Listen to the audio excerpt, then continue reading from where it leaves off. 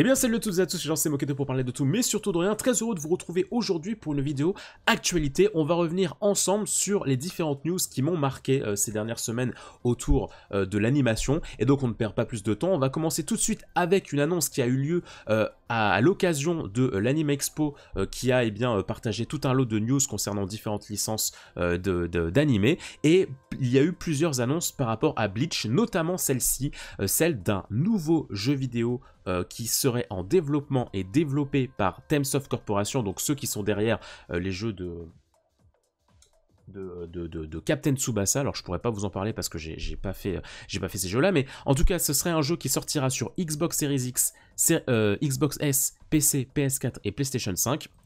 Un jeu qui donc retracera toute l'histoire de l'anime. En tout cas, d'après les images qu'on a, ça ira au moins du début jusqu'à l'arc des Arrancars. On n'a pas de spécificité, on n'a pas de précision pour l'arc des Quincy. Mais voilà, en tout cas, ça a l'air de retracer une très grosse partie du manga. On a un site internet qui a été ouvert à cette occasion, édité par Bandai, qui parle de participer à des combats palpitants avec les personnages et pouvoirs emblématiques de l'anime légendaire. On n'a pas plus pour l'instant d'informations, on a très peu d'informations sur le gameplay. Il y a quelques images de gameplay dans ce trailer, mais ça reste très évasif. Et nous n'avons pas non plus de date de sortie. Donc voilà, pour l'instant ça reste flou. On a cette annonce, un jeu solo Bleach qui serait en développement. Et si jamais ça vous intéresse, j'ai fait une petite réaction sur la chaîne dans laquelle je réagis justement au trailer et j'essaie d'analyser un petit peu les différents détails et pour un petit peu en apprendre plus sur ce jeu Bleach. Donc voilà, n'hésitez pas, c'est sur la Moquette TV, c'est dans le catalogue. N'hésitez pas à aller consulter ça. Toujours au niveau de Bleach, on a eu aussi de nouvelles informations concernant le cours numéro 3 de la dernière saison, donc Thousand Year Blood War. Donc, qui sortira cet automne alors chez nous, légalement, ce sera sur Disney+.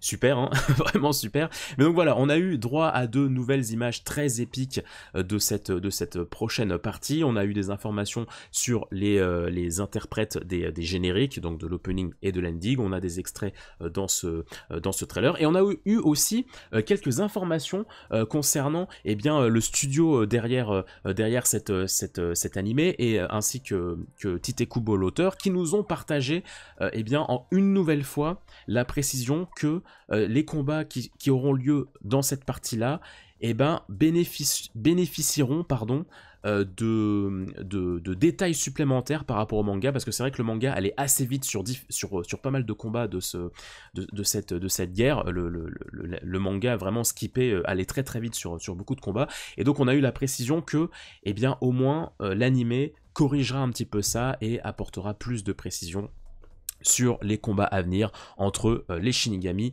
et les Quincy. On va passer du côté de One Piece cette fois, avec une annonce extrêmement intéressante pour ceux qui seraient fans de la série ainsi que du TCG, donc du jeu de cartes. On a eu l'annonce que ça y est, c'est officiel, le jeu de cartes One Piece sortira en version française à partir de début 2025 avec la 9e extension de cartes, donc qui serait une extension centrée sur les 4 nouveaux empereurs. Voilà, jusqu'ici, on ne pouvait avoir que les cartes One Piece en version anglaise ou en version japonais si vous faisiez de l'export, mais jusqu'ici, voilà, c'était soit anglais, soit japonais, il n'y avait pas d'entre-deux, mais cette fois, ça y est, on a la confirmation que début 2025, vous pourrez jouer aux cartes One Piece et collectionner les cartes One Piece avec des cartes traduites. Niveau One Piece toujours par rapport à One Piece, on a eu aussi la confirmation que ça y est, la série One Piece Netflix, donc la saison 2, a commencé son tournage en Afrique du Sud. On attend toujours cette série pour fin 2025, il me semble, sur Netflix. Donc pour l'occasion, ils nous ont sorti un petit teaser de tout le cast qui se réunit, qui se rassemble à nouveau en Afrique du Sud pour le tournage, avec un petit tease mine de rien, parce que si vous êtes, pour les plus attentifs d'entre vous, vous remarquerez que le bateau sur lequel ils se retrouvent, alors ressemble effectivement au Merry. Je pense qu'ils ont dû tourner ça sur différents bateaux, je sais pas exactement, mais en tout cas ce bateau ressemble a priori au Vogue Merry, Mais si on fait pause à certains moments, on se rend compte que sur la proue du bateau, on reconnaît l'apparence du bateau des Rambar pirates, donc les pirates qui sont ceux qui ont laissé la boune au Cap des Jumeaux, l'équipage auquel appartenait Brooke à la base, voilà, pour ceux qui ont un petit peu la référence. Donc voilà, ils nous ont glissé ce petit indice. Après, on s'y attend, hein, on s'attend effectivement à ce qu'on parle des Rambar pirates, puisque la première saison nous avait laissé à la fin de Arlong Park. Donc on s'attend à ce que cette saison 2 trace de Lockdown jusqu'à la fin de la saga Alabasta. En tout cas, c'est ce qu'on espère. Et en tout cas, surtout, c'est ce que nous laisse présager les différentes annonces par rapport au casting. Effectivement, Netflix nous a partagé certains rôles, certains casts qui rejoignent les stars de la série. De la série Netflix. Alors personnellement, je trouve que ça y ressemble vraiment plutôt bien. Honnêtement, il y a plusieurs acteurs, je me dis, ah ouais, c'est assez convaincant. Hein. L'actrice notamment de Tashigi, de Smoker, de Wapol, de Mr. 3, de Miss Valentine. Honnêtement, même de Crocus, honnêtement pour l'instant, comme la saison 1, tu sens qu'il y a du soin apporté au choix du casting pour mon plus grand plaisir, pour mon plus grand bonheur. Donc honnêtement, c'est assez rassurant. Toujours une petite réserve par rapport à comment est-ce qu'ils vont gérer la saison 2, parce que en termes d'ambition, en termes de décor et de côté magique, on est quand même sur un niveau beaucoup plus élevé que la saison 1, donc j'ai toujours quelques petites peurs, mais bon, on verra, on n'y est pas encore, ça sortira en 2025, donc on aura des premières images sans doute courant 2025. Mais en attendant, on reste toujours sur One Piece. On a eu aussi des informations concernant le remake One Piece. On en parlait effectivement il y a quelques mois de ça. L'année dernière, il y avait eu cette annonce comme quoi One Piece bénéficiera d'un nouvel animé, un animé remake à l'occasion du 25e anniversaire de l'animé, qui sera donc produit par Wit Studio. Et donc, on a eu des informations, notamment sur le fait qu'on aura des informations sur les différents doubleurs, une possible date et surtout un premier teaser qui sortira à l'occasion du One Piece Day, donc en août prochain. Et on a eu aussi quelques informations par rapport à cet animé, puisque Wit Studio s'est exprimé concernant la volonté, concernant le but de cet animé.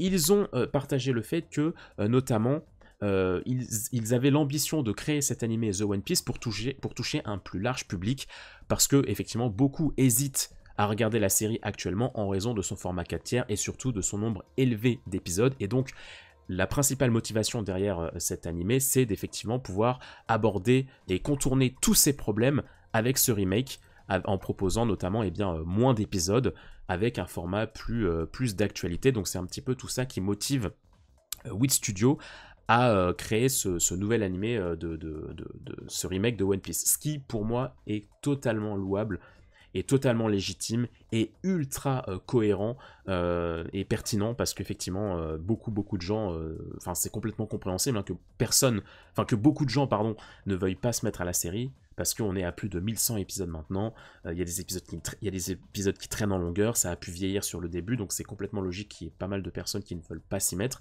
Et là, je trouve qu'effectivement, proposer cet animé en parallèle de la série, personnellement, je trouve que marketingment parlant et par rapport aux fans, c'est un super cadeau et c'est une super nouvelle, je trouve. Dernière annonce de cette vidéo actualité, on va parler cette fois d'Arcane. Arcane qui a effectivement annoncé quelque chose de très gros aussi, puisqu'on a eu la confirmation, ça y est, que Arcane sortira bel et bien en format physique. Anime Limited et Play-On Pictures ont annoncé en partenariat avec G-Kids la sortie de la première saison de l'animé de la série de Riot Games sur les supports numériques physiques en France, au Royaume-Uni, au Benelux, en Allemagne, en Autriche et en Italie.